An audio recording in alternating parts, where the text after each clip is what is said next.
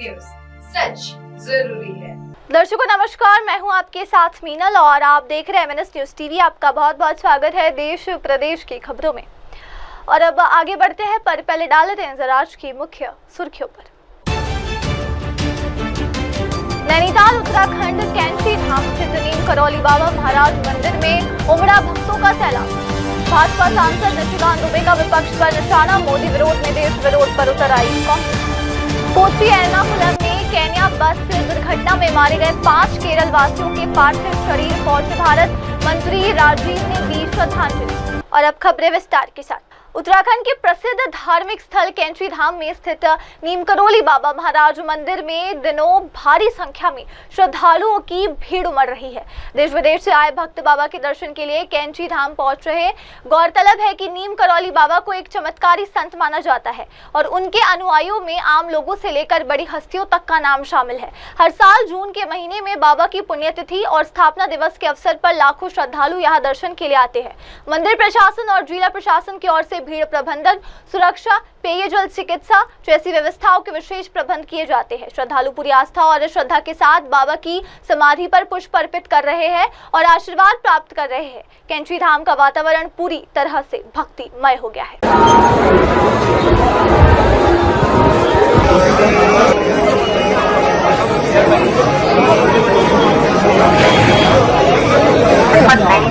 आपका हार्दिक स्वागत है। कृपया लाइन में लगकर बाबा के दर्शन करें। अपने समाज का ध्यान रखें। देव कतरों बाबा आपकी हर मनोकामना पूर्ण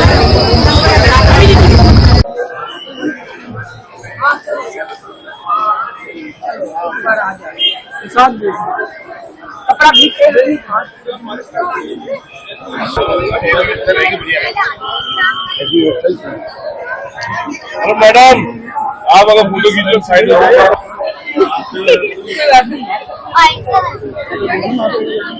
कौन सी गाड़ी है बड़ी?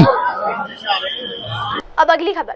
भाजपा सांसद निशिकांत दुबे का विपक्ष पर निशाना, मोदी विरोध में देश विरोध पर उतर आई कांग्रेस।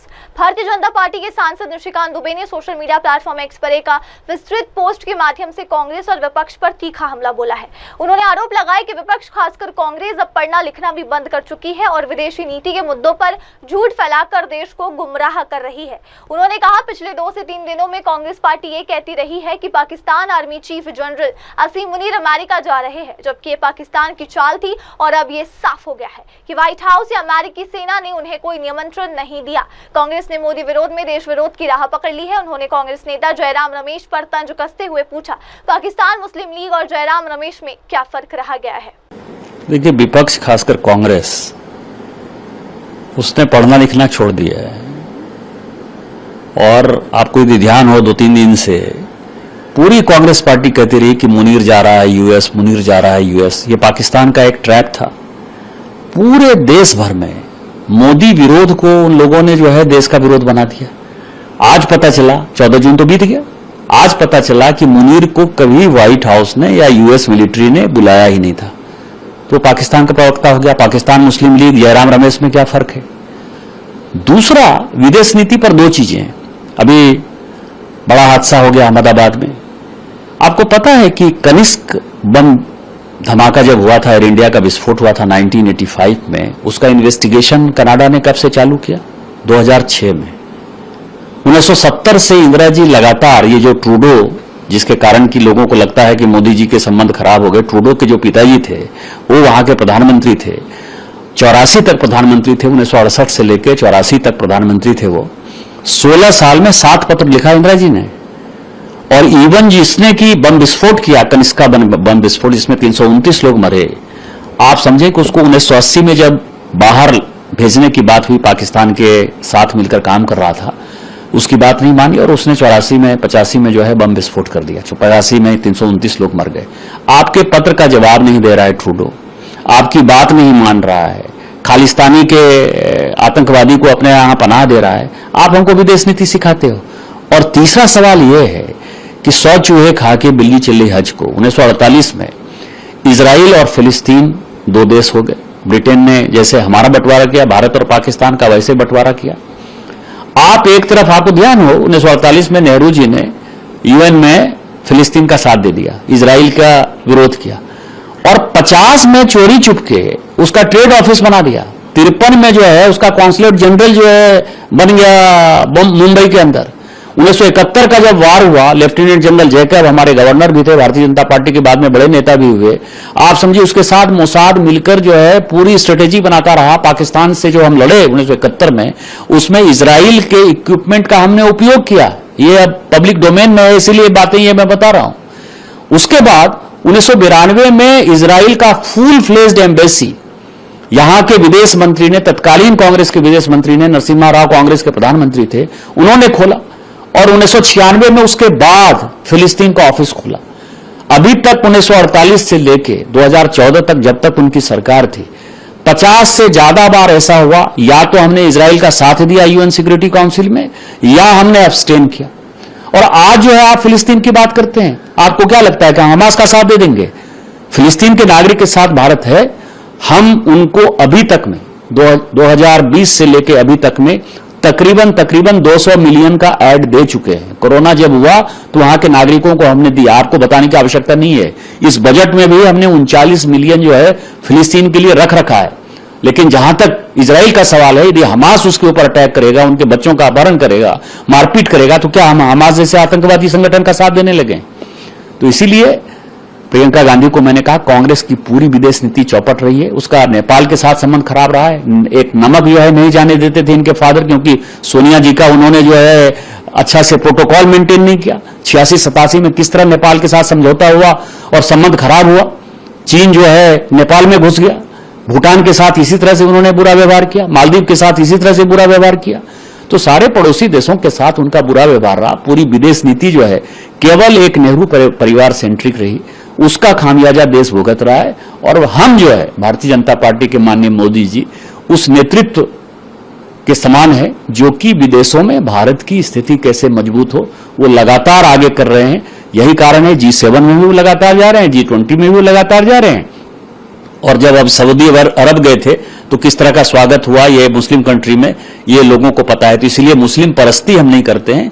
समान देश के समान नागरिक को समान सुविधा कैसे मिले, समान अधिकार कैसे मिले, और इसीलिए कांग्रेस को वोट बैंक की राजनीति करने दीजिए, मुसलमान की राजनीति करने दीजिए, अपने आप में मरने दीजिए। और एक दिन ऐसा होगा कि कांग्रेस एक सीट भी नहीं जीत पाएगी लोकसभा का। और अब अगली खबर, कोची एर्नाकुलम में केन्या बस दुर्घटना में मारे गए 5 केरल वासियों के पार्थिव शरीर पहुंचे भारत मंत्री पी राजीव ने दी श्रद्धांजलि। केन्या में हाल ही में हुए एक भीषण बस हादसे में जान गंवाने वाले 5 केरल निवासियों के पार्थिव शरीर कोची एर्नाकुलम पहुंचे। राज्य सरकार की ओर से केरल के मंत्री पी राजीव ने हवाई अड्डे पर उनकी पार्थिव देह को स्वीकार किया और उन्हें भावभीनी श्रद्धांजलि अर्पित की। इस दर्दनाक हादसे में जसना, जो कि उम्र 29 साल की थी, उनकी 1.5 वर्षीय बेटी रूही मेहरीन, गीता जोशी आइजैक, रिया एन और उनकी 7 वर्षीय बेटी तीरा रॉड्रिक्स की मौत हो गई थी। ये सभी केरल की रहने वाली थी और निजी कार्यवश केन्या गई थी। मंत्री पी राजीव ने इस अवसर पर परिजनों से मुलाकात कर संवेदना व्यक्त की और राज्य सरकार की ओर से हरसंभव सहायता का आश्वासन दिया। हादसे के बाद से ही राज्य सरकार के प्रयासों से पार्थिव शरीरों को स्वदेश लाने की प्रक्रिया तेज की गई थी।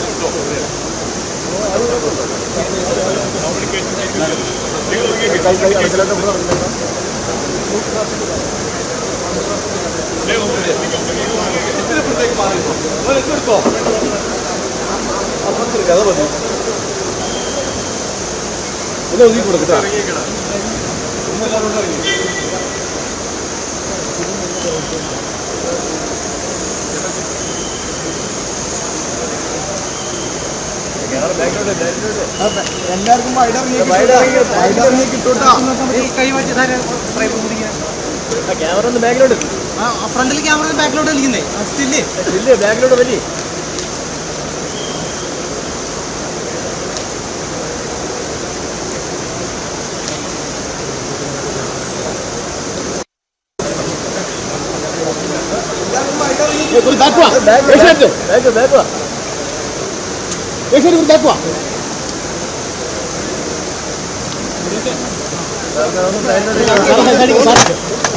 സൈഡിൽ ആവുന്നു.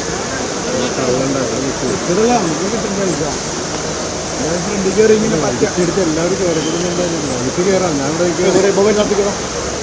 ചേട്ടാ ചേട്ടാ ഏഷ്യാറ്റ് കൂടി ബാക്ക് പോവാ. അത്ര വരുള്ളേ.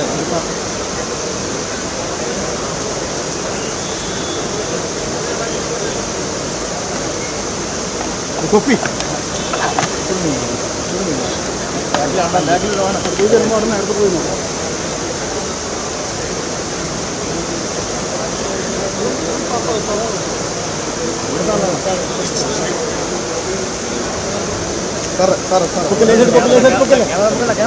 പൊക്കല്ലേ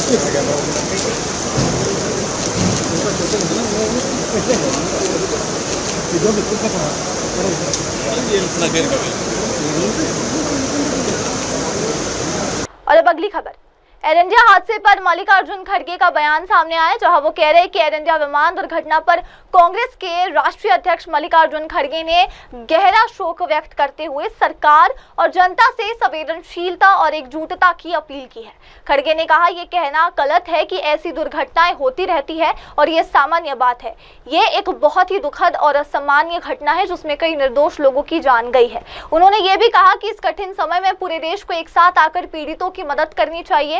खड़गे ने कांग्रेस कार्यकर्ताओं और नेताओं से अपील की कि वे पीड़ित परिवारों की जरूरतों का ध्यान रखें और अगर उन्हें दवाइयों या किसी अन्य आवश्यक सामग्री की जरूरत हो तो स्थानीय रूप से उपलब्ध न हो तो उसकी व्यवस्था भी की जाए। उनका यह बयान मदद, संवेदना और सक्रियता का संदेश देता है जो ऐसे हादसों से बेहद जरूरी है। हमारे विश्वास जो मिरेकल, बहुशा ये ऐसा मिरेकल कहीं दुनिया में नहीं मिलेगा एग्जाम्पल। ये बहुत ही लकी मैन, जितना दुख है हमको, लेकिन वो बचे हैं। अपने नसीब बोलिए या अपने जिस तरीके से उन्होंने अपने आप को बचा लिया, ये बहुत बड़ा एक बहुत बड़ी बात है। इसलिए उनको भी मैं उनके हिम्मत की दाद देता हूँ और उनको भी जल्द से जल्द उनको उनके हेल्थ में सुधार हो और जल्दी तंदुरुस्त बन के बाहर निकले, ये मैं चाहता हूँ। और उनके सबके फैमिलीज आज जो परेशान हैं,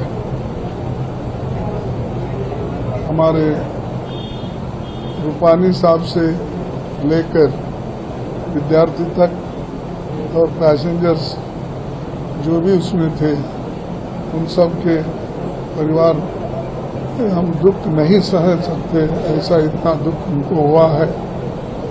दुख सहने की शक्ति भगवान उनको दो और हम यही चाहेंगे कि वो जल्द से जल्द दुरुस्त होकर बाहर निकले। और जो मरे हुए हैं उन लोगों के जो भी डिपेंडेंट हैं, उनको भी मैं यही कहूँगा कि परमेश्वर उनको इस दुख को सहने की शक्ति उनको दे। यही मैं कहने के लिए आया था। और सरकार इस तरफ ध्यान दे और किसी बात को हल्के से नहीं लेना चाहिए। और हम ऐसी दुर्घटना होती है, ऐसा चलता है, ऐसा कहना अच्छा शोभा नहीं देता। ऐसे घड़ी में पूरा देश के लोग एक होकर मजबूती के साथ उनको हम सपोर्ट करना चाहिए। और हमारे कांग्रेस के नेतागण तो 2-4 दिन से यहाँ पर जब भी घटना घटी तब से वहाँ पर उनको हेल्प करने के लिए एक हेल्पलाइन के तरह वो काम कर रहे हैं। और हमारे पीसीसी प्रेसिडेंट, सीएलपी लीडर और भी वर्कर्स सभी हैं और वो लोग काम कर रहे हैं। मैं उनको यही रिक्वेस्ट करूंगा कि आगे भी उनके कोई भी तकलीफात है, अगर उनको कुछ चाहिए, चाहे मेडिसिन चाहिए, चाहे और कुछ कमी है, तो जो यहाँ पर नहीं मिलता तो उसकी भी व्यवस्था वो लोग करें और करने के लिए वो समर्थ है। तो इसीलिए उनसे भी मैं रिक्वेस्ट किया हूँ और वो कर रहे हैं, आगे भी करने के लिए वो तैयार है। और अब अगली खबर, अहमदाबाद प्लेन हादसे में बचाव कार्य में लगी 100 से अधिक एम्बुलेंस, 101 फायर वाहन और हवाई जहाज के पंख को हटाकर बनाया ग्रीन कॉरिडोर। नगर आयुक्त बंछा निधि पानी। हाल ही में हुए विमान हादसे के बाद राहत और बचाव कार्यों को लेकर अहमदाबाद नगर निगम के आयुक्त बंछा निधि पानी ने जानकारी साझा की। उन्होंने बताया कि पूरा ऑपरेशन तेजी, समन्वय और कुशलता से संपन्न किया गया। नगर आयुक्त ने बताया कि घटनास्थल पर 101 अग्निशमन वाहन, 100 से अधिक एम्बुलेंस, जिनमें 35 निजी ट्रस्ट की एम्बुलेंस भी शामिल थी, तैनात की गई। इसके अलावा 47 अधिक अर्थ मूवर मशीनें जैसी जेसीबी, क्रेन और एक्सवावेटर आदि भी कार्य में लगाई गई। उन्होंने ये भी बताया कि राहत कार्य के दौरान हवाई जहाज का एक पंख आंतरिक क्षेत्रों में एम्बुलेंस की आवाजाही में बाधा बन रहा था। हमने तत्काल निर्णय लिया कि एम्बुलेंस के लिए ग्रीन कॉरिडोर सुनिश्चित करने हेतु इस पंख को हटाना आवश्यक है। उन्होंने कहा चूंकि ऑपरेशन देर शाम तक चलना था, इसलिए प्रकाश व्यवस्था भी विशेष रूप से की गई। 100 से अधिक एलईडी लाइट्स, फ्लड लाइट्स और 5DG सेट्स लगाए गए ताकि रात में रोशनी की कोई समस्या न हो। नगर आयुक्त ने इसकी जानकारी दी। 101 fire vehicles were there, more than 100 of ambulances were there, including 35 ambulances from private trusts as well. Around 46 different earth mover equipment including JCB, excavator, Hitachi and cranes were there, and the entire operation was carried out in a very swift, coordinated and quick manner, and the entire thing was operating. We found two things. One was the wing of the aircraft was actually obstructing the movement of ambulances in the internal area. So everybody advised me that we should not remove the wing because it may explode. I could understand that it was a very serious kind of a decision that we will be taking, and since the wing was complete with fuel, I thought of taking extra measures. Initially I told one of my fire tender to pour water, and I told the police to cordon off the people, and when the entire crowd was controlled and the fire tender was there, then I took a decision that to remove this obstruction and for a green corridor for the ambulances, this wing had to be removed, and we have ensured through a JCB, very slowly we did it in a very slow manner so that it will not lead to any spark or will not catch fire. Fortunately, the wing was completely sidetracked and the road was made open. There was also one situation where the BJ wall has to be demolished because for the entry of ambulances. Initially ambulances were there and people had to walk little more, but we demolished the wall then and there with the help of our JCBs, and there were 5 ambulances together, and all the 5 ambulances used to come and go, and within fraction of second this was completely done, and we required one earth mover also, and we knew that to get a earth mover from a distance place would be difficult. So nearby I told my team, because all the deputy municipal commissioners were there, I told my team that immediately one has to be mobilized, and there was one nearby, and we have requested them, and they were very helpful and cooperative enough to bring that Hitachi to the site, and that is how the entire operation was conducted in a very perfect manner, as much as possible by the team there.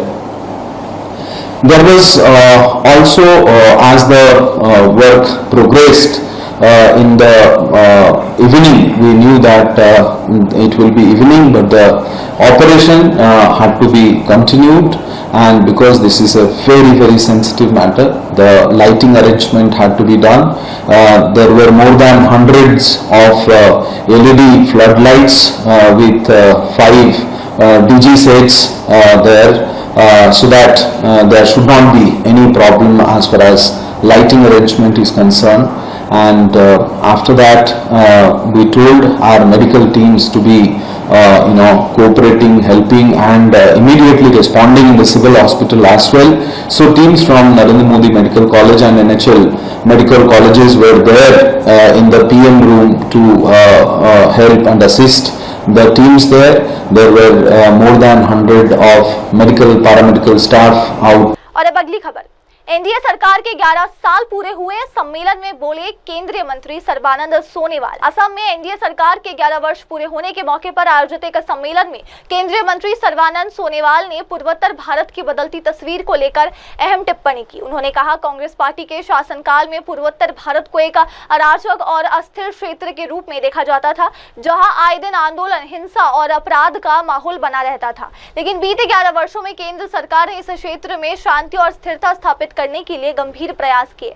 Sonowal ने बताया कि प्रधानमंत्री नरेंद्र मोदी और केंद्रीय गृह मंत्री अमित शाह के नेतृत्व में सरकार ने कई शांति समझौते किए, जिनके अंतर्गत कई चरमपंथी संगठनों ने आत्मसमर्पण किया और मुख्य धारा में लौट आए। उन्होंने इसे एनडीए सरकार की एक बड़ी उपलब्धि बताया और कहा कि आज पूर्वोत्तर विकास, निवेश और पर्यटन की नई दिशा में आगे बढ़ रहा है।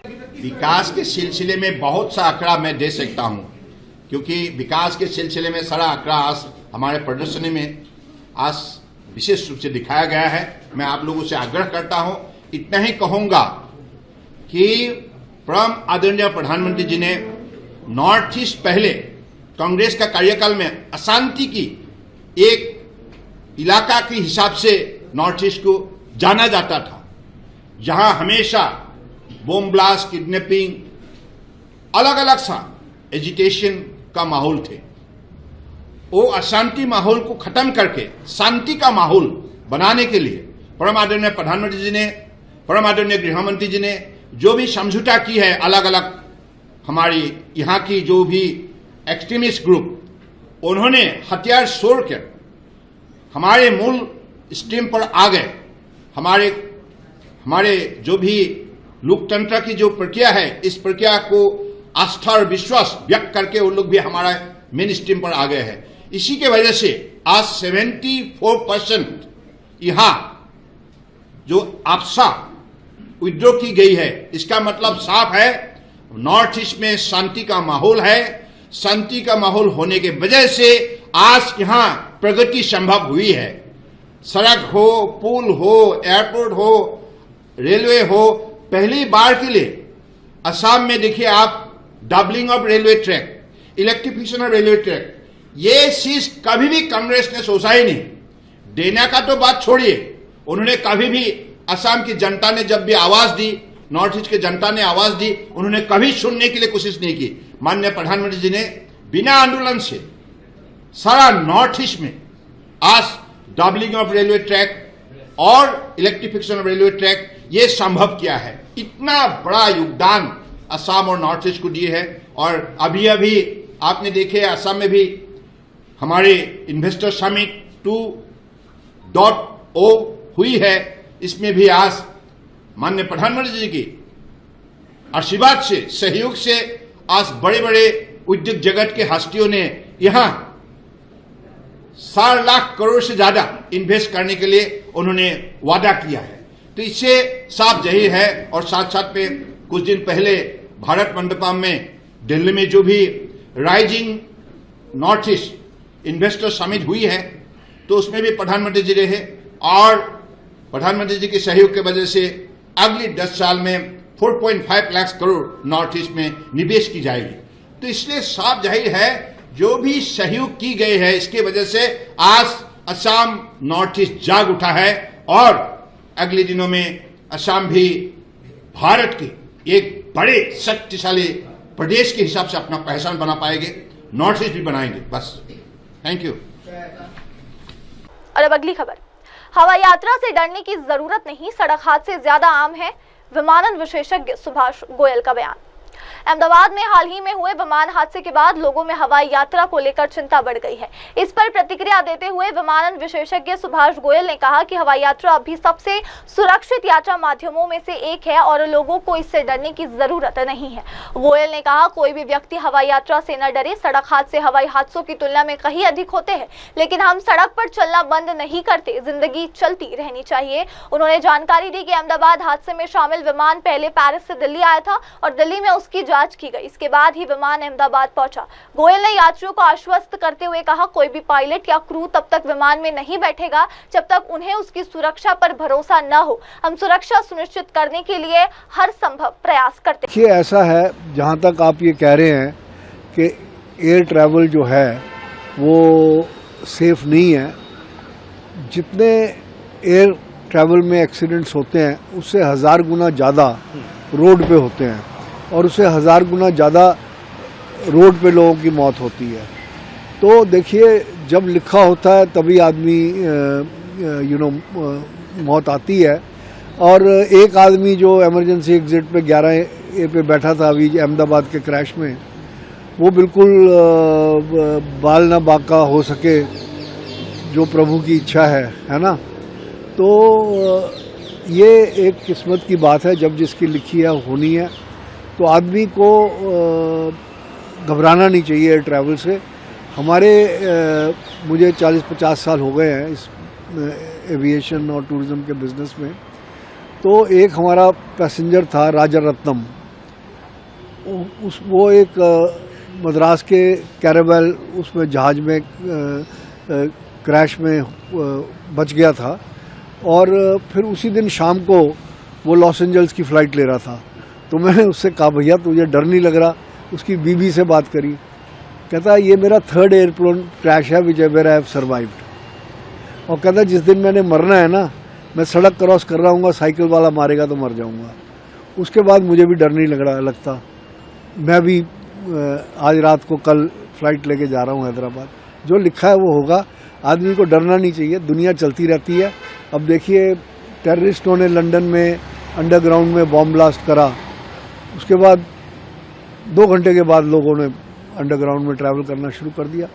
तो the life has to go on, दुनिया तो चलती रहेगी।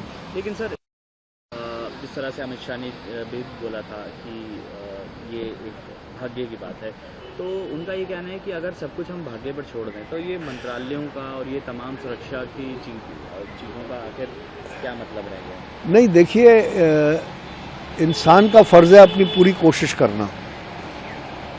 Director general of civil aviation का भी सेफ्टी ऑडिट हुआ था, आईटा का, इंटरनेशनल एयर ट्रांसपोर्ट, और उस सेफ्टी ऑडिट में इंडियन जो हमारा रेगुलेशंस हैं वो बिल्कुल खरी उतरी थी। तो ये थोड़ी ना है कि हम चेकिंग नहीं करते। अब जो भी ये अहमदाबाद का फ़्लाइट थी, ये पहले पेरिस से आई थी, फिर दिल्ली में इसकी चेकिंग हुई और पेरिस से इतनी लंबी फ़्लाइट लेके ये आई है। दिल्ली में इसकी 787 की चेकिंग हुई और इंजीनियर्स ने जब तक सर्टिफाई करा, फिर ये अहमदाबाद आया और अहमदाबाद 1.5-2 घंटे रुकने के बाद फिर उसकी सर्टिफाई हुई। कोई भी पायलट या कोई भी क्रू अपनी जान ज़बरदस्ती नहीं, अगर उनको ये हो कि 1% भी डिफेक्ट है तो कोई भी पायलट प्लेन में नहीं बैठेगा। तो एफर्ट हमारा सिंसियर होता है। देखो, हर आदमी को पूरी कोशिश करनी चाहिए। जितनी मंत्रालय बहुत अच्छा काम कर रही हैं और जो अब ये मोदी जी की गवर्नमेंट इस टाइम काम कर रही है, आई थिंक इससे बढ़िया हमें सरकार मिली नहीं है। तो ये कहना कि जी मंत्रालय बेकार है, ये तो ऑपोजिशन का काम है अपोज करना, but opposition for the sake of opposition नहीं होनी चाहिए। सर एक सवाल ये है कि जिस तरह से सर आखिर असली जो वजह है प्लेन क्रैश होने की उससे पता चल जाएगी, और कितना लगभग सर इसमें वक्त लगता है एनालाइज करने में और तमाम? देखिए एनालाइज ये अर्जेंट बेसिस पे होगा, नॉर्मली 3 महीने लगते हैं, क्योंकि ये कुछ इंटरनेशनल उसमें भी जाते हैं। और अब इस टाइम अमेरिका की बोइंग की एजेंसीज, अपना British air safety agencies, DGCA, तो सारी एजेंसीज काम कर रही हैं, तो ये जल्दी हो जाएगा। इसके बाद सर कई लोग, तो इस पर आपका क्या कहना है, कितने सुरक्षित रहते हैं इसके विमान, और क्या हमें इसमें तब्दीलियां लाने की ज़रूरत है, सुरक्षा ऑडिट होने चाहिए? देखिए सुरक्षा ऑडिट तो होते हैं, ICAO international civil aviation organisation है, उसके सेफ्टी सिक्योरिटी नॉर्म्स फॉलो होते हैं, और हर एयरलाइन चाहे वो बोइंग की है चाहे एयरबस की है, उसमें सारे सेफ्टी सिक्योरिटी मेजर्स होते हैं। और दुनिया की कोई एयरलाइन ऐसी नहीं है जिसका क्रैश ना हुआ हो, राइट?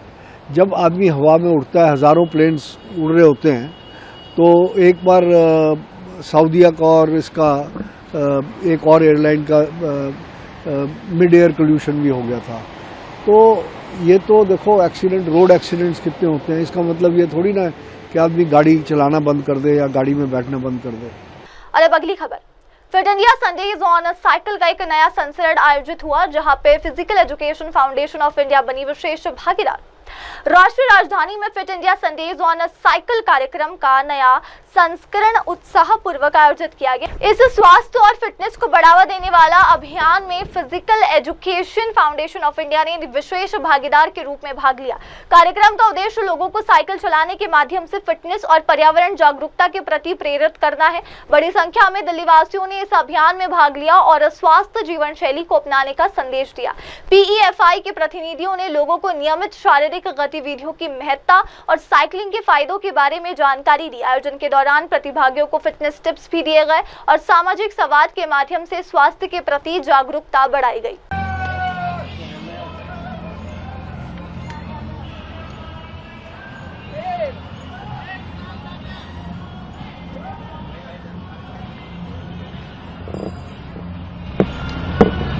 धीरे चलना, बहुत तेज नहीं चलना, थोड़ा पीछे हो गई। इनको ही लेना, ये हमारे मेन गेस्ट है हमारे। कौन सा पैसी वाले मंत्री आज AK बंसल सर है बीच में, हाँ ब्लैक टी शर्ट, हाँ ब्लैक टी शर्ट। चलो थोड़ा तेज चलो, थोड़ा तेज करो, थोड़ा तेज चलो दोस्त।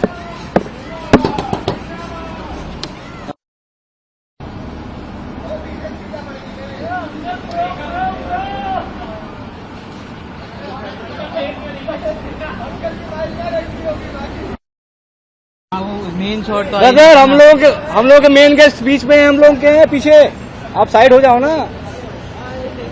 चलते रहे, दिक्कत नहीं है सर, चलते रहे, चलिए इस तरह। और अब अगली खबर, अहमदाबाद विमान हादसे में FSL निदेशक HS संघवी ने DNA परीक्षण को लेकर दी जानकारी। हाल ही में हुए अहमदाबाद विमान हादसे के बाद राहत एवं जांच कार्य तेजी से जारी है। इसी कड़ी में फॉरेंसिक साइंस लेबोरेटरी के निदेशक HS संघवी ने DNA परीक्षण से जुड़ी जानकारी साझा की। उन्होंने बताया कि हादसे में जिन शवों की पहचान संभव नहीं हो सकी, उनके DNA नमूने एकत्र किए जा रहे हैं। पीड़ितों के परिजनों के नमूने लेकर मिलान प्रक्रिया जल्द शुरू की जाएंगी ताकि शवों की सटीक पहचान की जा सके। संघवी ने कहा, DNA टेस्टिंग की प्रक्रिया वैज्ञानिक रूप से सटीक होती है और ये पहचान सुनिश्चित करने में मदद करती है। हमारी टीम दिन रात काम कर रही है ताकि परिणाम जल्द से जल्द सामने आ सके। FSL का टीम स्थानीय पुलिस और बचाव दल के साथ मिलकर काम कर रही है। अधिकारियों का कहना है कि समयबद्ध और पारदर्शी जांच सुनिश्चित की जा रही है ताकि पीड़ित परिवारों को जल्द से जल्द अंतिम पुष्टि मिल सके। आज आपने DNA પ્રોફાઇલિંગ કરી અને મેચિંગ કરવાની જે પદ્ધતિ છે એના વિશે થોડું આપને વિગતવાર જણાવવા માંગુ છું। ડીએનએની પરીક્ષણ કરવાની જે પદ્ધતિ છે એમાં ડીએનએ સેમ્પલ ડીએનએની આપણે મેળવવા માટે બેઝિકલી બે આપણી પાસે જુદી જુદી પદ્ધતિથી સેમ્પલ્સ આવતા હોય છે. એક જે છે ફ્રેશ બ્લડ હોય અને બીજું જો કોઈ ડિસીઝ પર્સન હોય એટલે કે મૃતક હોય તો એના જે રિમેનન્ટ્સ મળી આવ્યા છે એની અંદરથી આપણને સેમ્પલ અહીંયા મોકલવામાં આવે એના બોડીના પાર્ટ્સનું અને એમાંથી ડીએનએ આપણે મેળવવાનું હોય છે.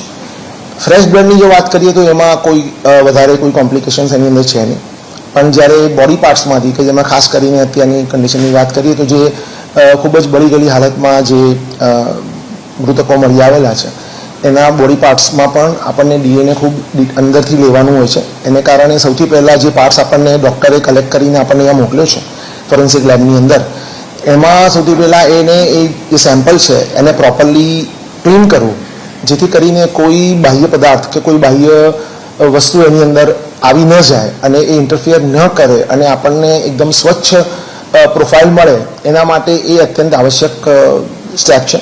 એની અંદર આ બહુ જ ઝીણવટભર્યું કામ કરવું પડે છે. જ્યારે સેમ્પલને પ્રોપરલી ક્લીન કરી અને ત્યારબાદ એને આપણે ડીએનએના આઇસોલેશન અને એક્સટ્રેક્શનની પ્રક્રિયા માટે અલગથી એને આપણે એમાં કામગીરી કરવામાં આવે છે.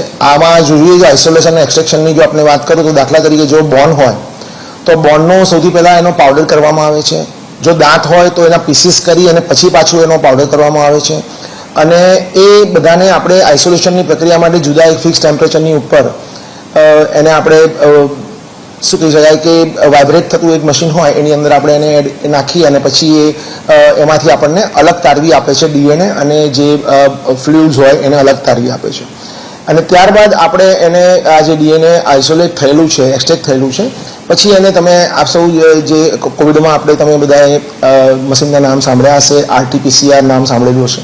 તો એ આરટીપીસીઆર મશીનની ઉપર એની અંદર આપણે એની ક્વોલિટી અને ક્વોન્ટિટી ચેક કરીએ છીએ. સફિશિયન્ટ ક્વોન્ટિટી મળે અને એની ક્વોલિટી સારી હોય તો પછી આપણે એ જ ડીએનએ જે મળી આવ્યું છે એની મલ્ટિપલ કોપી, એટલે આપણે ઝેરોક્સ કોપી કહીએ ને કે આપણે કાગળની મલ્ટિપલ કોપીઝ રાખતા હોઈએ છીએ આપણે સાચવવા માટે. और अब अगली खबर, गृह मंत्री अमित शाह का उत्तर प्रदेश के मुख्यमंत्री योगी आदित्यनाथ द्वारा भव्य स्वागत। केंद्रीय गृह मंत्री अमित शाह का उत्तर प्रदेश आगमन पर मुख्यमंत्री योगी आदित्यनाथ ने भव्य और गर्मजोशी से स्वागत किया। मुख्यमंत्री योगी ने एयरपोर्ट पर स्वयं उपस्थित रहकर अमित शाह का स्वागत किया और उन्हें पुष्प गुच्छ भेंट कर राज्य में उनका अभिनंदन किया। गृह मंत्री के इस दौरे को प्रदेश में विभिन्न सरकारी कार्यक्रमों और बैठकों के संदर्भ में अहम माना जा रहा है। गृह मंत्री के स्वागत के दौरान भाजपा के वरिष्ठ नेता, प्रशासनिक अधिकारी को और बड़ी संख्या में पार्टी कार्यकर्ता भी मौजूद रहे। इस अवसर पर सुरक्षा के कड़े बंदोबस्त किए गए थे। अमित शाह के इस दौरे को लेकर राज्य में राजनीतिक हलचल तेज हो गई है और उनके कार्यक्रमों पर सभी की नजरें टिकी हुई। और अब अगली खबर, रोजगार घोटालों को लेकर रणदीप सुरजेवाला का हरियाणा सरकार पर हमला, कहा युवाओं के भविष्य के साथ विश्वासघात।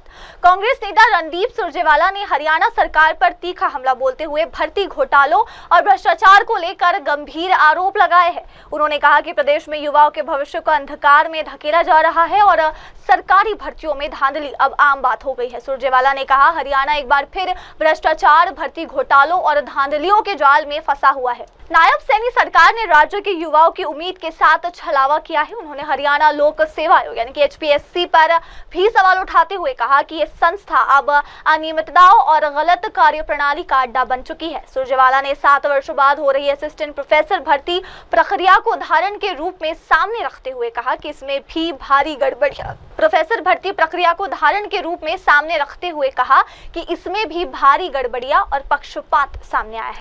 एक बार फिर हरियाणा में भर्तियां, नौकरियां धांधलियों, गड़बड़ झालों और घालमेल के घेरे में फंसी पड़ी हैं।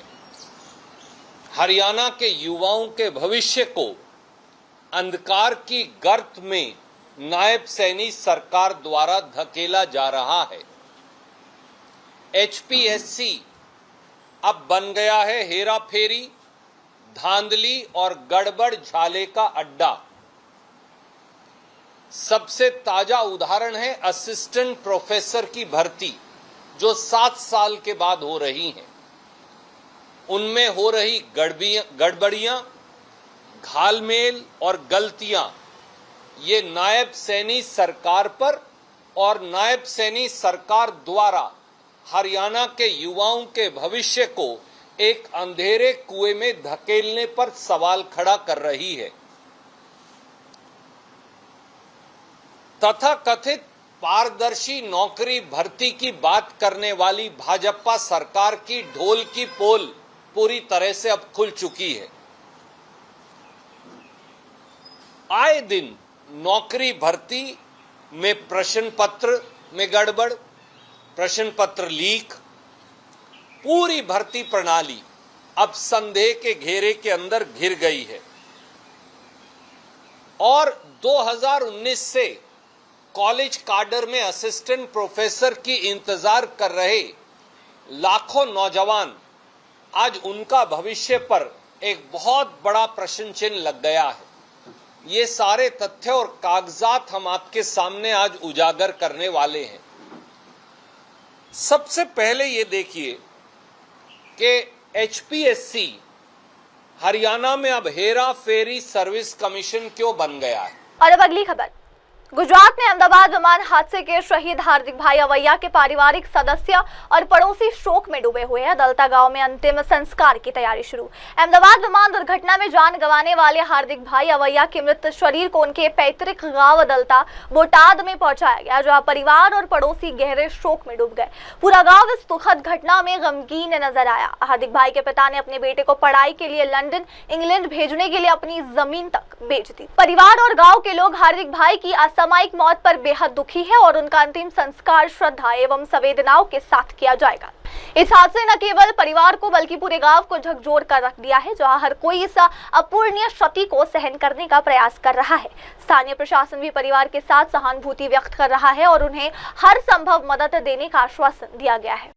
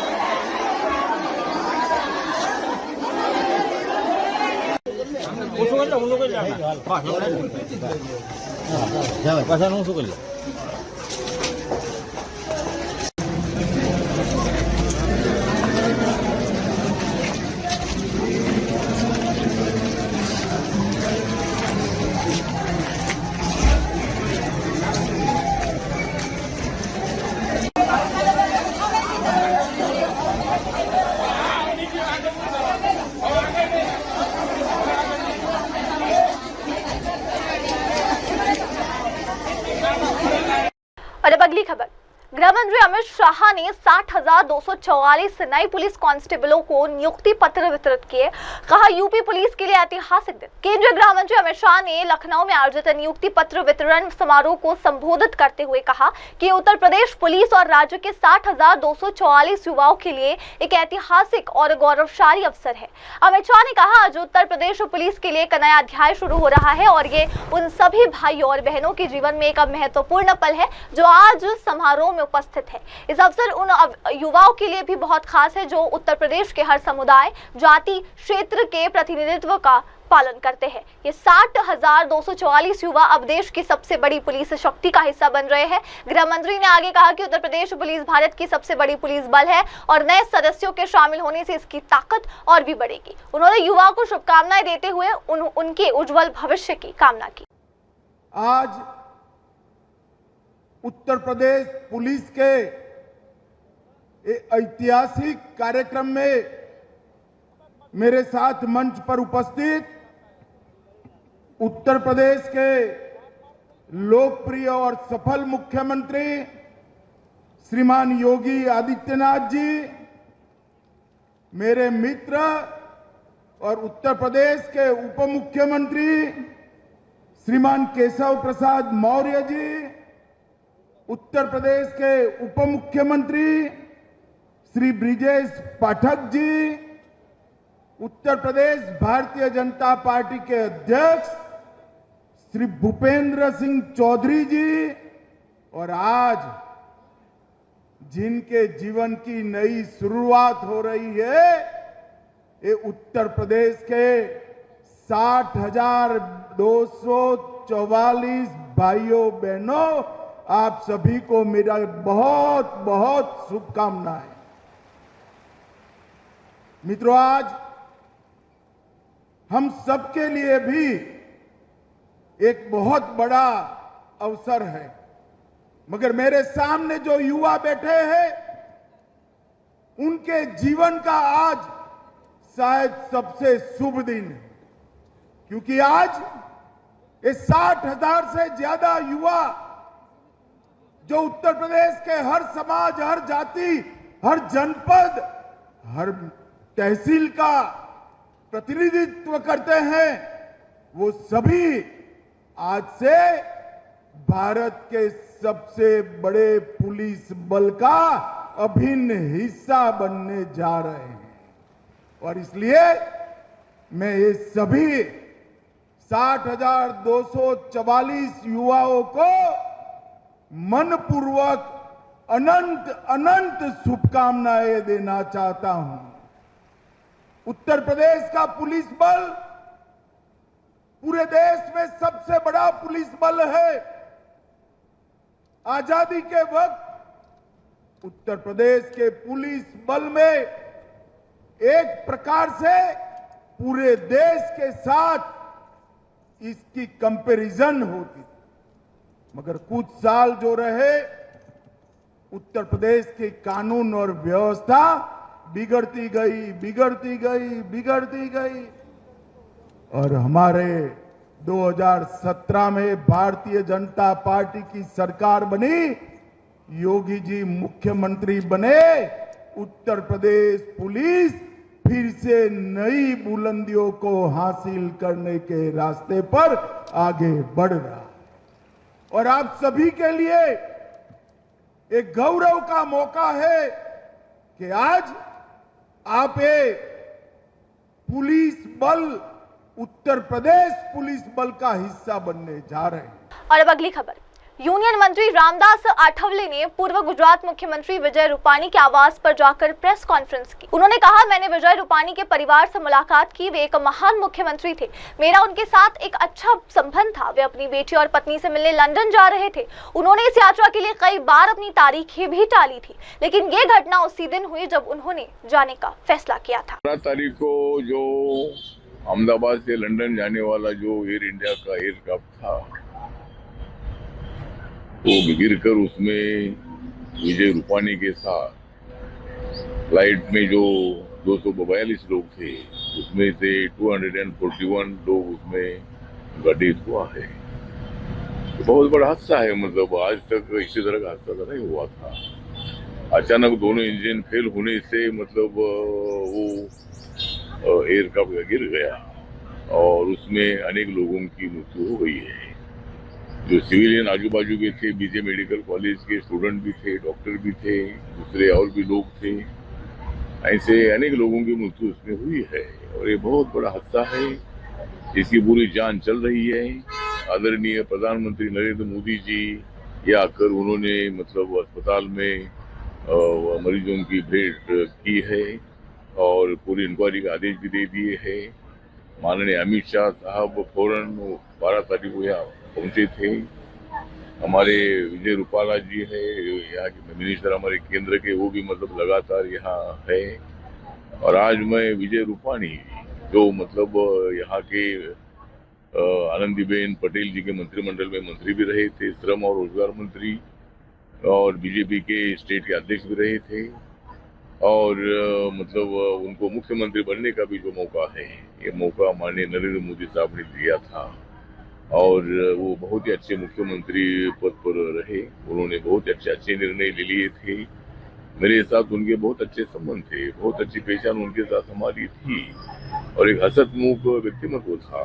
सब में मिक्सअप होने वाला एक उनका स्वभाव था और अचानक वो लंदन अपने लड़की और बीबी, उनकी बीबी भी लंदन में थी, उनको मिलने के लिए और अपनी बीबी को साथ में लाने के लिए वहां से जाने वाले थे और 2-3 डेट उनकी कैंसिल हो गई मतलब। और उसी दिन जिस दिन उन्होंने जाना तय किया उसी दिन ये हादसा हुआ है और ये बहुत ही हमें बड़ा दुख हुआ है।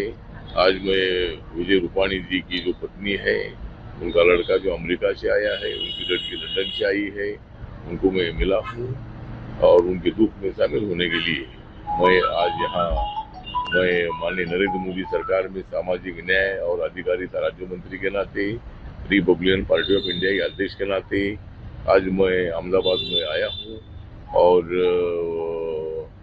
विजय रूपाणी जी की फैमिली को मैं मिला हूँ। अब मैं अस्पताल में जा रहा हूँ, वहाँ भी जो लोग एडमिट है उनको भी मैं मिलने वाला हूँ। तो जो हादसा हुआ है ये बहुत बड़ा गंभीर है और इससे बहुत बड़ी ठेस हमें पहुँची है और जरूर इसकी पूरी इंक्वायरी हो जाएगी। दोबारा ऐसा हादसा ना हो उसके लिए जरूर एयर इंडिया हो या जो सभी एयरलाइंस है उसका वो पूरा गंभीरता विचार करेगी और इस घटना का मैं इसके लिए तो दुख व्यक्त करता हूँ। नमस्कार, प्रणाम। और अब अगली खबर। मणिपुर के एरविन खुंडरकपम ने नीट यूजी 2025 में 99 परसेंटाइल के साथ टॉप किया है। मणिपुर के नीट यूजी 2025 में 99 परसेंटाइल हासिल कर टॉप करने वाले एरविन खुंडरकपम ने कहा, मुझे बिल्कुल भी उम्मीद नहीं थी कि ऐसा होगा क्योंकि ये साल का सबसे खराब परीक्षा था मेरे लिए। मैं बिल्कुल भी इसकी उम्मीद नहीं कर रहा था। शुरू में मैं इंजीनियर बनना चाहता था लेकिन मेरे पिता ने डॉक्टर बनने के महत्व को समझाया, इसलिए मैंने 2023 में पहली बार नीट की परीक्षा दी। मेरी कक्षा 11 के परिणाम कोविड के कारण अच्छे नहीं थे, इसलिए मैं तब अच्छी तैयारी नहीं कर पाया था। इस बार मैंने पूरी मेहनत की और बेहतर प्रयास किया। I'm very excited about this. I have no idea that I would be the state topper because on my exam day, it was the worst exam I have ever appeared in this whole year. So I'm not been expecting that state topper. After you complete your 12th exam from Harvard School, what was your ambition to becoming your future at that time? Actually, I wanted to become an engineer, but my father told me about the usefulness of being a doctor, and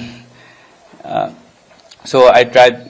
I've given my first exam in 2023, and actually my class 11 was also not good because of that COVID. Our classes have been in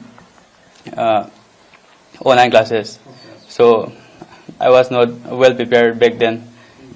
And after that, in 2023 itself, I went to Kota LN for coaching for the next year's NEET examination,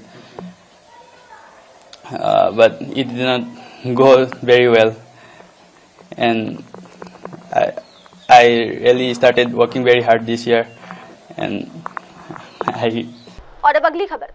Delhi में केंद्रीय मंत्री जितेंद्र सिंह ने सरकार की रणनीति को बताया बदलाव का कारण। केंद्रीय मंत्री जितेंद्र सिंह ने कहा, आप सभी ने सरकार के इरादे को समझा होगा। पिछले 10 वर्षों में कई अप्रत्याशित फैसले लिए गए जो कभी मांगे तक नहीं गए थे, जैसे कि अंतरिक्ष क्षेत्र को निजी क्षेत्र के लिए खोलना और इस साल के परमाणु क्षेत्र से जुड़ा ऐलान। जब यह महसूस हुआ कि जहां हम खड़े थे वहां से आगे बढ़ने के लिए पूरी तरह से सरकार के संसाधनों पर निर्भर नहीं रहा जा सकता, तो प्रधानमंत्री मोदी ने हमें निजी क्षेत्र को खोलने की अनुमति दी और इसके नतीजे चमत्कारिक रहे हैं। यदि आप अंतरिक्ष क्षेत्र की बात कर रहे हैं तो 4 से 5 साल पहले तक हम एक बहुत ही छोटा अर्थव्यवस्था थे। आज ये $8 मिलियन की अर्थव्यवस्था बन चुका है और इसकी वृद्धि की गति इतनी तेज है कि आने वाले 8 से 10 वर्षों में हम उम्मीद करते हैं कि ये 5 गुना बढ़कर $45 बिलियन तक पहुंच जाएगा। In order to do that, we also need to make sure that within the framework given to us, with exercising all the integrity at our command, we try to give as much freedom as possible for the innovation to grow. And you must have realized the intent of this government over the last 10 years, some of the most unexpected decisions taken which were not even demanded for, like for example opening the space to the private sector, and also this year the announcement to open the nuclear sector.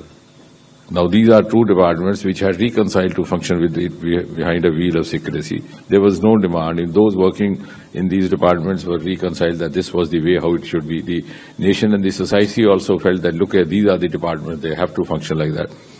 But when it was realized that to move on from where we were, we could not wholly depend on the government sources and resources, Prime Minister Modi allowed us to open up to the private sector. And the results have been miraculous. If you take even the example of space, we were just a minimal economy till about 4 or 5 years back. Today we are $8 billion, and the pace of its ascent is so fast that the next 8-10 years we hope to grow 5 times more to $45 billion, which means that in the years to come, space economy of India is going to be a very important component of India's growth story. So also we are also proceeding in the nuclear sector, and of course the biotech sector, led by Dr. Rajesh Gokhale. I don't think before this government came in, there was ever any importance given to this department, and hardly even anybody knew who was the Secretary of the Department of Biotechnology. And this was a contradiction, considering the fact that all across the world, the economists of the view that the next industrial revolution is going to be biotech-driven, like the last one, which was IT-driven. And there's going to be a shift of economy, a paradigm shift from manufacturing sector to the regeneration cycles, to the recycling cycles, to the gene-driven cycles. And with somebody like Pallav Bagla being there, he would be happy to know that the Axiom mission has a whole lot of component driven by Dr. Gokhale's department. The kits have been provided to Shubhanshu Shukla to carry out exclusive experiments in this space which were never done before. And in fact, we are one of the first departments across the world which has entered into a formal MOU with the Department of Space, realizing that very soon we'll have an exclusive domain called space biology. And I was telling him in lighter vein that very soon we'll also have a specialty of space medicine to take care of the astronauts who go up there or who are lodged there in the International Space Station. So all these plant-related experiments and also experiments related to human physiology, the muscle regeneration, etc., which are going to be conducted by Shubhanshu, have been catered to by the Department of Biotechnology. So that gives. और अब अगली खबर, Uttarakhand helicopter दुर्घटना पर बोले विक्रमादित्य सिंह, विमानन क्षेत्र को और सुदृढ़ करने की जरूरत। उत्तराखंड में हुई हेलीकॉप्टर दुर्घटना पर हिमाचल प्रदेश के लोक निर्माण मंत्री विक्रमादित्य सिंह ने गहरी चिंता व्यक्त की। उन्होंने कहा, हमारे विमानन क्षेत्र में इस प्रकार की घटनाएं होना बेहद दुर्भाग्यपूर्ण है। हाल ही में अहमदाबाद में एक विमान दुर्घटनाग्रस्त हुआ और हम उत्तराखंड में हेलीकॉप्टर क्रैश हुआ है। उन्होंने आगे कहा कि किसी भी राष्ट्र की यह जिम्मेदारी होती है कि वो अपने विमानन क्षेत्र को सुदृढ़ बनाए और आवश्यक एहतियाती उपायों को अपनाए। इस दिशा में DGCA की भूमिका बेहद महत्वपूर्ण है, क्योंकि संपूर्ण विमान क्षेत्र इसके दिशा निर्देशों का पालन करता है। विक्रमादित्य सिंह ने यह भी कहा कि ऐसी घटनाओं से सबक लेकर सुरक्षा मानकों को और अधिक मजबूत करने की आवश्यकता है। देखिए, स्टैच्यू बनकर तैयार हो गया है और अगले 2 दिन में वो जो है जहां पे लगना है वहां पे लग जाएगा। और उसके बाद जो इसकी अनवीलिंग का कार्यक्रम है, हमने इसको 23 जून का कार्यक्रम रखा था पहले, मगर जब मैं अभी दिल्ली गया हाल ही के दौरे पर तो मैं वहां पे जो हमारी कांग्रेस की टॉप लीडरशिप है हम उनसे मिले और हमने उनसे निवेदन किया कि आप इसमें आएं, और उन्होंने हामी भी जताई क्योंकि सोनिया गांधी जी का एक बहुत पुराना रिश्ता वीरभद्र सिंह जी के साथ रहा है और उन्होंने हामी जताई कि हम इसमें आना चाहते हैं, मगर उनकी थोड़ी अव्यवस्था के चलते, क्योंकि वो अभी थोड़े से उनका अस्वस्थ है, इसलिए वो इमीडिएटली नहीं आ सकती थी। और हमने उन सबसे बात करके, प्रियंका जी से बात करके और हमारे जो राष्ट्रीय अध्यक्ष है मल्लिकार्जुन खड़गे जी उनसे बात करके 15 जुलाई यानी अगले महीने की 15 जुलाई की तिथि तय करी है मुख्यमंत्री जी से चर्चा करके, और उस दिन इसको हम एक भव्य तरीके से रिज मैदान के ऊपर इसकी अनवीलिंग जो है वो करवाई जाएगी। देखिए, ये बहुत दुख की बात है कि जो हमारी एविएशन सेक्टर है देश का, उसमें जिस तरीके की दुर्घटनाएं हो रही है। अभी कुछ ही दिन पहले अहमदाबाद में जो ड्रीम लाइनर एयरक्राफ्ट है एयर इंडिया का, बोइंग, उसकी जो है दुर्घटना हुई, उसमें बहुत से लोग, करीबन 250 से 300 लोगों की मृत्यु हुई है। एक बहुत बड़ा झटका है हमारे एविएशन सेक्टर को।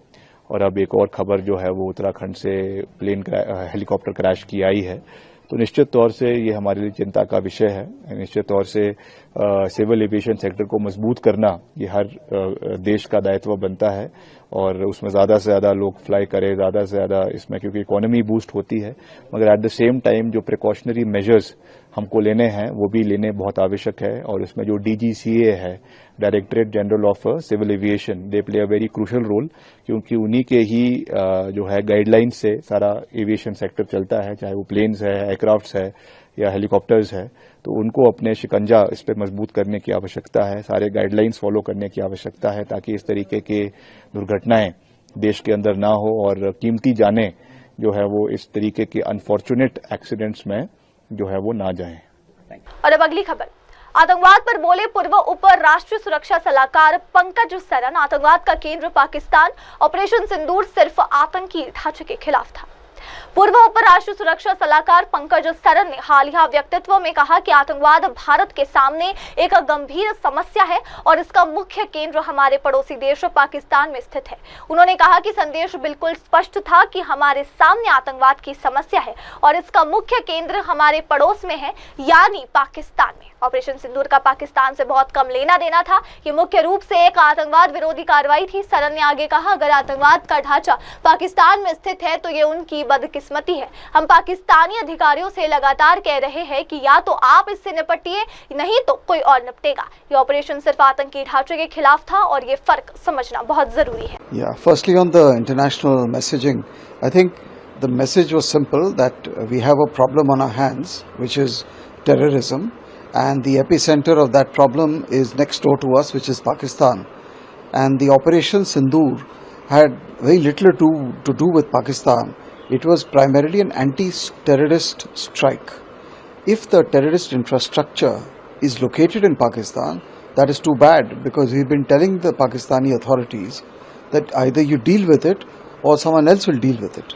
So the operation that was conducted was only against terrorist infrastructure, and it's important to keep this distinction between, it was not a war with Pakistan, it was only an anti-terror strike directed at terrorist camps. And that was the first message, to differentiate between a conflict and an anti-terror operation. Second message was the epicenter is Pakistan and its establishment led by the army. So there is a direct nexus between terror groups and the army. In fact, it is part and parcel of their instruments of state policy. The third message was that, by the way, India is not alone. The entire world has been a victim of terrorism. There can be no double standards. You cannot say this is my terrorist and that is your terrorist. Terrorists are terrorists, and the origin and the fountainhead is Pakistan. So if we have to address the problem diplomatically, through the international institutions, then we all have to come together. But if we find that the response is not adequate, then for the sake of India's security and national integrity and territorial sovereignty, we have no option but to do what we expect the community of nations to do, which is to dismantle, to disrupt and to neutralize terror which is targeted at India. That was the simple message. As far as the Prime Minister's meeting is concerned, you know, the whole Operation Sindoor and the Indian decision to respond and the manner of the response and the new doctrine that has now been put on the table has actually been crafted and led by the Prime Minister, Narendra Modi. So he has a direct involvement and input into generating the political will and the intent. And once you have that done, then the agencies of the government, the arms of the government, whether it's the armed forces, the intelligence, the diplomatic corps, everyone for then functions as a team.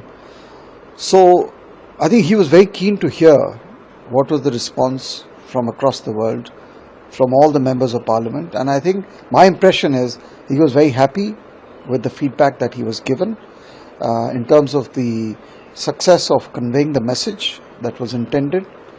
And also I think he was very happy to see the unity among the political parties on an issue which unites the nation. And I think that was something which, and he was very encouraging. He actually agreed that there should be many more such initiatives where parliamentarians from India should interact with their counterparts overseas in a normal course. He understood the value of that. So all in all, I think it was a very nice, relaxed, interactive meeting. He gave time to everyone to speak without interruption, heard everyone carefully, which is his style, and shared his own opinions and views. And he also made this point, as I said, that our fight is against terrorism, and that has to be very clear. और अब अगली खबर, राउरकेला में ओडिशा में सरंडा से आए माओवादियों ने की विस्फोटों की लूट, जॉर्ज मुंडा ने दी अहम जानकारी। डीआईजी ब्रजेश राय की टिप्पणी। पश्चिमी रेंज के डीआईजी ब्रजेश राय ने जानकारी देते हुए बताया कि 27 मई को एक बड़ी डकैती की घटना हुई जिसमें 200 पैकेट विस्फोटों की लूट की गई। जांच में सामने आया कि इस वारदात में झारखंड के सरंडा क्षेत्र में आए माओवादी शामिल थे। डीआईजी राय ने बताया कि इस मामले की जांच के लिए राउरकेला एसपी द्वारा एक विशेष जांच टीम का गठन किया गया था। जांच के दौरान कई लोगों से पूछताछ की गई, जिसके बाद ये खुलासा हुआ कि उसी क्षेत्र का रहने वाला जॉर्ज मुंडा माओवादियों को निजी स्वार्थ के चलते महत्वपूर्ण सूचनाएं दे रहा था। इसी वजह से माओवादी इस घटना को अंजाम देने में सफल हुए। उन्होंने बताया कि फिलहाल मामले की आगे की जांच जारी है और माओवादियों के नेटवर्क व स्थानीय सहयोगियों की गहनता से छानबीन की जा रही है। एक 27 मई को एक लूट की घटना हुई थी, जैसा कि विदित है। उसमें 200 पैकेट एक्सप्लोसिव लूट लिए गए थे और उसमें केस केबुलांग थाना के अंतर्गत एक घटना हुई थी। 84/2025 केस रजिस्टर किया गया था।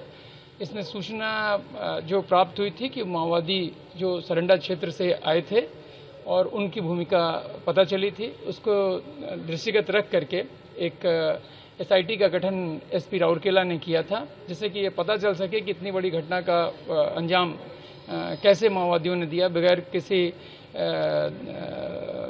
पूर्व इस तरह की घटना के।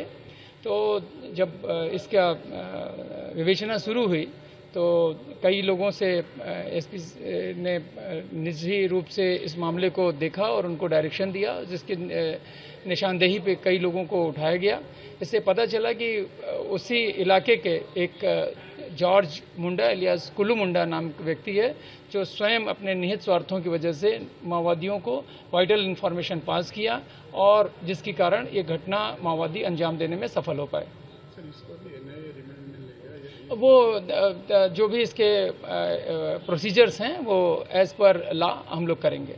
Thank you. और अब अगली खबर, दिल्ली में आरकेपुरम सेक्टर 1 में बिजली की चपेट में आने से 2 लोगों की और एक कुत्ते की। दिल्ली के आरकेपुरम सेक्टर 1 में भारी बारिश के कारण एक पेड़ गिर गया जिसमें बिजली के तार क्षतिग्रस्त हो गए। इसी के चलते 2 लोग और एक आवारा कुत्ता बिजली की चपेट में आ गया और उनकी मौके पर मौत हो गई। हादसे के बाद इलाके में हड़कंप मच गया। पुलिस और बिजली विभाग की टीम मौके पर पहुंचकर जांच और राहत कार्य में जुटी हुई है। और अब वक्त हो चला एक ब्रेक का। ब्रेक के बाद लौटेंगे और देखेंगे देश दुनिया की तमाम बड़ी खबरें। तब तक के लिए आप जुड़े रहे मेरी सहयोगी श्रद्धा के साथ और देखते रहिए MNS न्यूज टीवी। नमस्कार। हाय हेलो नमस्कार, मैं हूं पंकज विष्णु और आप देख रहे हैं MNS न्यूज। आप देख रहे हैं